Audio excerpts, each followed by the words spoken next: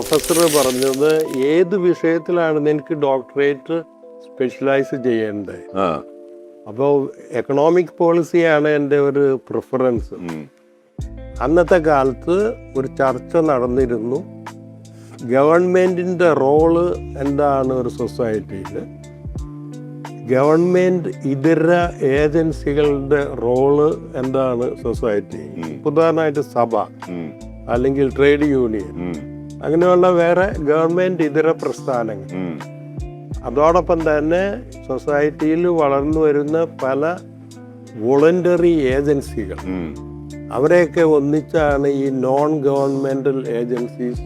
ഈ ചർച്ച എന്ന് പറയുന്നത് യൂറോപ്പിൽ നടന്ന ചർച്ചയാണോ അതോ യൂറോപ്പിൽ നടന്നത്? ഇന്റർനാഷണൽ ആയിട്ടുള്ള യൂറോപ്പിൽ ഒരു പ്രത്യേക ഇനിഷ്യേറ്റീവ് എടുത്ത. അപ്പോ ഈ ചർച്ചയുടെ നടുവില് പ്രൊഫസർ പറഞ്ഞ ഈ നോൺ ഗവൺമെന്റൽ ഓർഗനൈസേഷൻസിനെ പറ്റി തിയറി ഒന്നുമില്ല, അതുകൊണ്ട് ഏതെങ്കിലും ഫീൽഡ് റിസർച്ച് ചെയ്ത് നമുക്ക് ഒരു ഡെവലപ്പ് ചെയ്യണം. പക്ഷെ അതിനു വേണ്ടിയിട്ട് എൻ്റെ ആഗ്രഹം ഡെവലപ്മെന്റ് ഓറിയന്റഡ് ആയിട്ടുള്ള റോളാണല്ലോ. അപ്പൊ അതുകൊണ്ട് നിനക്ക് ആഗ്രഹം ഉണ്ടെങ്കിൽ ഇന്ത്യക്ക് പോയി റിസർച്ച് ചെയ്യാം. സോ ഇന്ത്യയിലെ വികസന സാധ്യതകളും ഇവിടുത്തെ ഏജൻസികളുടെ റോളുകളും പഠിക്കാൻ വേണ്ടിയിട്ട് തീരുമാനിച്ചു. അപ്പോ ഞാൻ പറഞ്ഞ പ്രൊഫസർ, എനിക്ക് ഇന്ത്യക്കൊക്കെ പോകാൻ വളരെ ഇഷ്ടമാണ്, പക്ഷെ എന്തായാലും കാശൊന്നുമില്ല. ഞാനും സാവധാനം എൻ്റെ കുടുംബം രൂപീകരിക്കാൻ തുടങ്ങുകയാണ്. അപ്പൊ പ്രൊഫസർ പറഞ്ഞു, അത് ഞാൻ എങ്ങനെയെങ്കിലുമൊക്കെ നോക്കാം എന്ന് പറഞ്ഞിട്ട് ഈ ജർമ്മൻ കാത്തലിക് ചർച്ചിലെ ഏറ്റവും വലിയ ഡെവലപ്മെന്റ് സംഘടനയാണ് മിസേറിയോർ ആയിട്ട് പ്രൊഫസർ ചർച്ച ചെയ്ത് വേറെ ഒരു സ്റ്റുഡന്റിനെയും കൂടി ഇന്ത്യക്ക് വിടാനായിട്ട് തീരുമാനിച്ച്.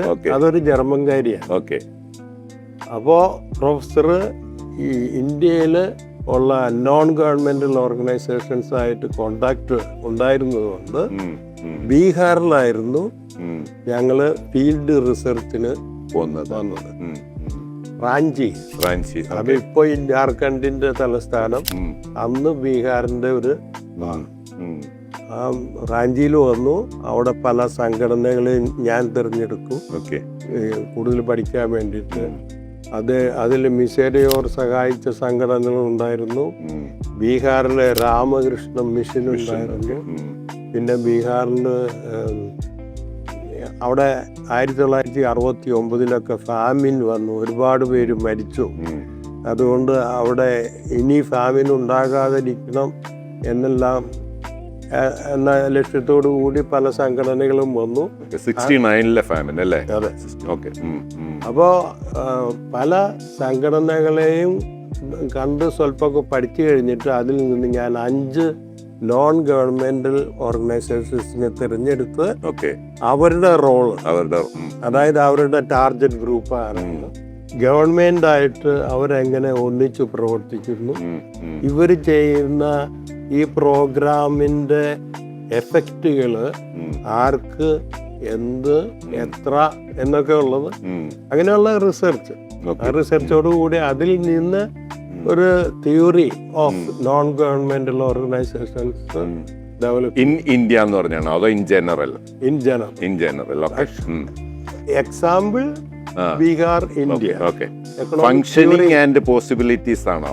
പൊട്ടൻഷ്യൽസ് അങ്ങനെയാണോ അടുത്ത? ഫങ്ഷനിങ്, പൊട്ടൻഷ്യാലിറ്റീസ്, അതോടൊപ്പം തന്നെ ഇതിന്റെ നെഗറ്റീവ് സൈഡുകളും ഉണ്ട്. ഇപ്പൊ ഉദാഹരണമായിട്ട് ഫുഡ് ഫോർ വർക്ക്, അതൊരു വലിയ പ്രോഗ്രാം ആയിരുന്നു ആ സമയത്ത്. എന്റെ കൂടെ ഉണ്ടായിരുന്ന കൊളീഗ്, ഒരു സ്ത്രീ, അവളുടെ സബ്ജക്റ്റ് ആയിരുന്നു ഈ ഫുഡ് ഫോർ വർക്ക് പ്രോഗ്രാം എങ്ങനെ ഡെവലപ്മെന്റിനെ ഇൻഫ്ലുവൻസ് ചെയ്യുന്നു എന്നുള്ളത്. അപ്പോ ഈ ജോലിക്ക് ഫുഡ് കൊടുത്തപ്പോ ആദ്യമൊക്കെ നമ്മൾ കരുതും എല്ലാം വളരെ നല്ല കാര്യം, ഹങ്കർ ഫൈറ്റ് ചെയ്യുന്നതാണുള്ളത്. പക്ഷേ അപ്പോൾ ഫാമേഴ്സ് പ്രൊഡ്യൂസ് ചെയ്യുന്ന സാധനങ്ങൾ വാങ്ങിക്കേണ്ട ആവശ്യം വരുന്നില്ല. No buyer. No buyer for their product. Okay. Oh. Food കിട്ടുന്നുണ്ട്, സാലറിക്ക് പകരം ഫുഡാണ് കൊടുക്കുന്നത്. Okay. പക്ഷേ ഫാമേഴ്സ് പ്രൊഡ്യൂസ് ചെയ്യുന്ന ഫുഡ് കിട്ടാതായപ്പോ ഫാമേഴ്സ് കൃഷി കുറച്ചു തുടങ്ങി.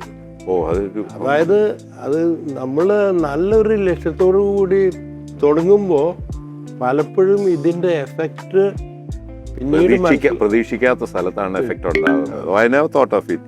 ഫുഡ് ഫോർ വർക്ക് ഇങ്ങനെ അതിനൊരു നെഗറ്റീവ് സൈഡ് ഉണ്ടാകുമെന്നുള്ളത്. കാരണം എക്കണോമി ഓടണമെന്നുണ്ടെങ്കിൽ ബൈയിങ് ആൻഡ് സെല്ലിങ് അവിടെ നടന്നെങ്കിലേ പറ്റത്തുള്ളൂ. ഓക്കെ, അതുകൊണ്ടാണല്ലോ ഈ എക്കണോമിയിൽ അല്ല ഈ പലപ്പോഴും ഈ ഗവൺമെന്റ് സൈഡ് പറയുന്ന ചൈനക്കാർ പറഞ്ഞിരിക്കുന്നതാണ് ഫിഷ് കൊടുക്കുന്നതിനേക്കാൾ പിടിക്കാൻ പഠിപ്പിച്ചു കൊടുക്കാന്നല്ല.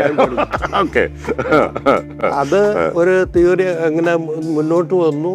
അതിനുശേഷം വന്നത് ഫിഷ് പിടിക്കാൻ പഠിപ്പിക്കുക, അത് എങ്ങനെ മാർക്കറ്റ് ചെയ്യണം,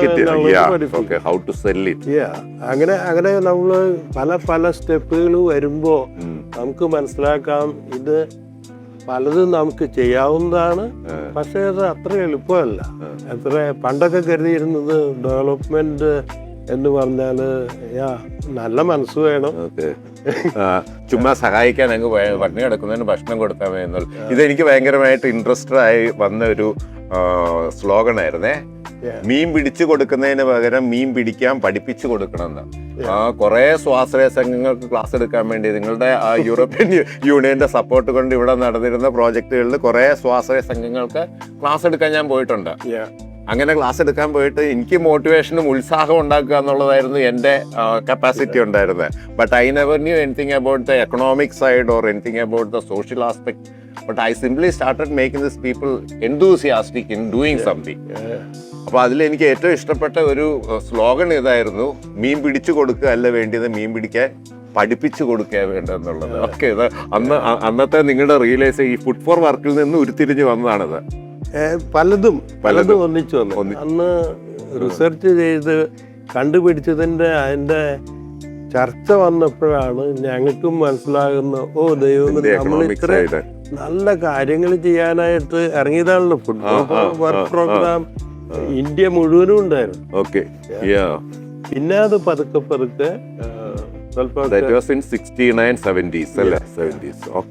ഇപ്പൊ അത് വളരെ കുറവാണ്. എന്താ PhD എപ്പോഴാ കഴിഞ്ഞ? ഏത് വർഷം?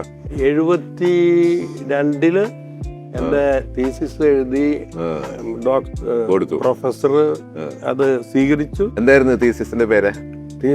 The role of non-governmental organizations in socio-economic development. The role of non-governmental organizations in socio-economic development. Wow. എത്ര പേജുള്ള തീസിസ് ആയിരുന്നു ഇത്? എനിക്ക് തോന്നുന്ന ഒരു 400 പേജ് ടൈപ്പ് ചെയ്തെടുത്തു. സപ്പോർട്ടിംഗ് ഡോക്യുമെന്റ്സ് വേറെ അല്ലേ? അതെ. പക്ഷെ അത് സാധാരണ രീതിയിൽ അതിന്റെ 300 കോപ്പി തന്നെയെങ്കിലും ഈ ലൈബ്രറികൾക്ക് ഡിസ്ട്രിബ്യൂട്ട് ചെയ്യണം. ഇവിടെ അതൊരു ലൈബ്രറി ഉണ്ട്. അങ്ങനെയുണ്ടായിരുന്നു. ഒരാൾ തീസിസ് എഴുതി കഴിഞ്ഞാൽ ആ തീസിസ് പാസ്സായി കഴിഞ്ഞ് കഴിയുമ്പോൾ ആ തീസിസിന്റെ ഇത്രയും കോപ്പികൾ ലൈബ്രറികൾക്ക് കൊടുക്കണം. അതായത് ആ യൂണിവേഴ്സിറ്റിയിൽ ഏൽപ്പിച്ചാൽ അവര് ഡിസ്ട്രിബ്യൂട്ട് ചെയ്യും. അത്രയും കോപ്പി നമ്മൾ കൊടുത്തെങ്കിൽ ഇത് സർക്കുലേഷനിൽ പോകത്തുള്ളൂ. ഇന്നിപ്പോ അതിന്റെ ആവശ്യം വരത്തില്ല, കാരണം എല്ലാം ഓൺലൈൻ പോയിക്കുള്ളൂ അല്ലെ, സബ്മിറ്റ് ചെയ്ത് കഴിഞ്ഞാൽ. അന്ന് ഒരാൾ PhD എടുക്കണമെന്നുണ്ടെങ്കിൽ തീസിസിന്റെ 300 കോപ്പിയോളം അന്ന് എടുത്ത് അവിടെ യൂണിവേഴ്സിറ്റി കൊടുത്തു കഴിഞ്ഞാൽ അവര് ഡിസ്ട്രിബ്യൂട്ട് ചെയ്യും. അല്ലെങ്കിൽ അതിന്റെ കോപ്പി എടുക്കാനുള്ള കാശ് അവർക്ക് കൊടുത്തു കഴിഞ്ഞാൽ അവരത് ചെയ്തോളൂ. പക്ഷെ എനിക്ക് എന്റെ പ്രൊഫസർ വീണ്ടും പ്രൊഫസറൊക്കെ എന്നെ വളരെയധികം സപ്പോർട്ട് ചെയ്തിട്ടുണ്ട്. കാശ് കൊണ്ടല്ല, കണക്ഷൻ കൊണ്ട്. അദ്ദേഹം പറഞ്ഞു, ഓക്കെ നിങ്ങൾ ഏതായാലും മറ്റേ കൊളീഗിന്റെ തീസിസ് പ്രൊഫസർ പറഞ്ഞു നമുക്ക് ഇത് പബ്ലിഷ് ചെയ്യാം. കാശിന് വേണ്ടിയിട്ടല്ല, പക്ഷെ ചില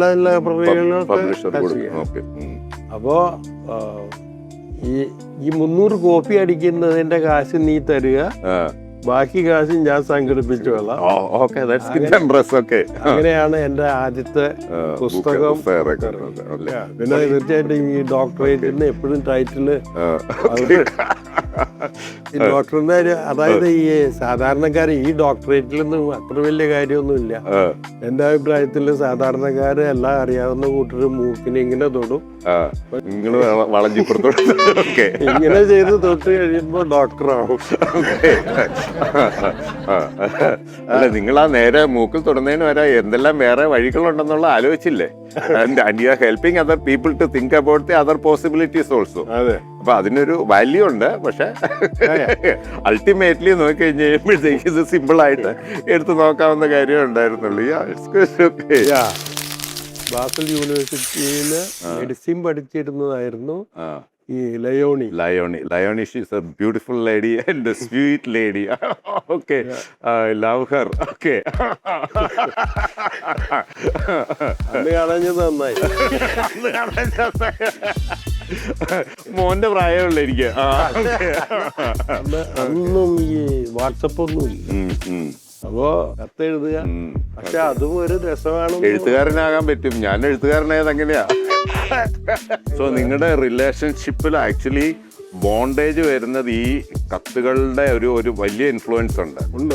പെട്ടെന്ന് ക്വിക്ക് മെസ്സേജിനേക്കാൾ കൂടുതലായിട്ട് ഏണസ്റ്റ് ആയിട്ടിരുന്ന് ആലോചിച്ച് ഇരുന്ന് എഴുതി വെച്ചിരിക്കുന്ന അതിൽ നിന്നൊരു സ്ട്രോങ് റിലേഷൻഷിപ്പ് ബിൽഡ് ചെയ്തിട്ടുണ്ട്.